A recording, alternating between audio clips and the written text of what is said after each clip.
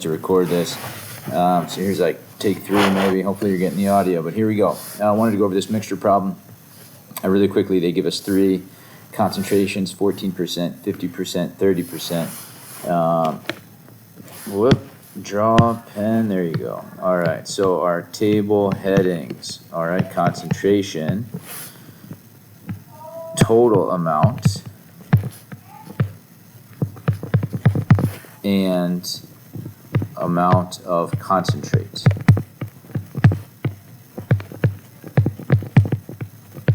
All right, the examples we did in our notes had maybe amount of acid, amount of antifreeze. Here, this problem does not specify. It's just the amount of concentrate. So concentration, we have 14%.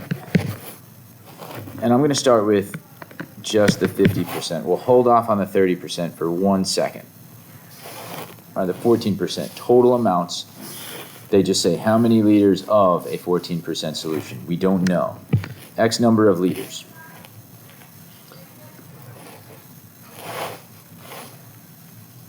%, they tell us there are 20 liters.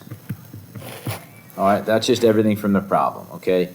14% X amount, 50%, 20 liters. How do we get the amount of concentrate?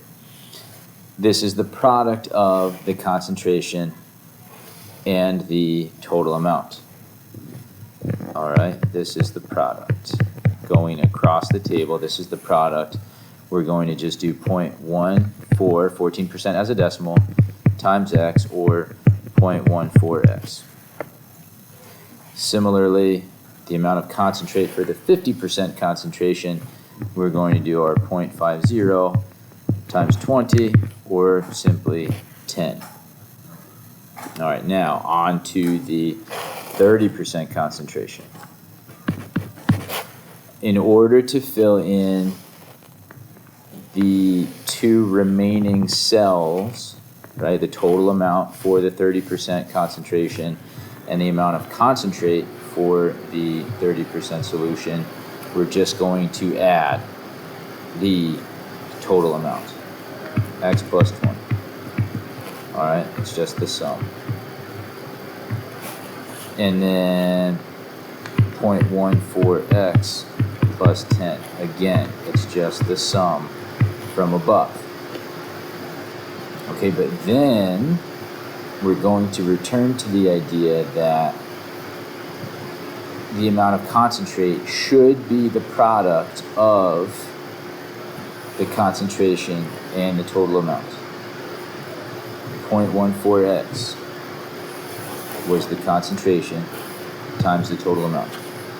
10 is the concentration times the total amount. And that's going to help us write the equation because we want to say the amount of concentrate, 0.14X plus 10, is equal to the concentration times the total amount, or 0.30, the concentration times the total amount, X plus 20, is equal to the amount of concentrates. And that's the equation that we're going to solve. From here, it's up to you whether you're distributing this 0.3 or multiplying everything by 100 first. You'll have a calculator on the quiz in order to do it, but I wanted to walk through how to set up the table, fill in the table, and ultimately get to your equation. I hope that helps. Good luck studying. We'll see you tomorrow.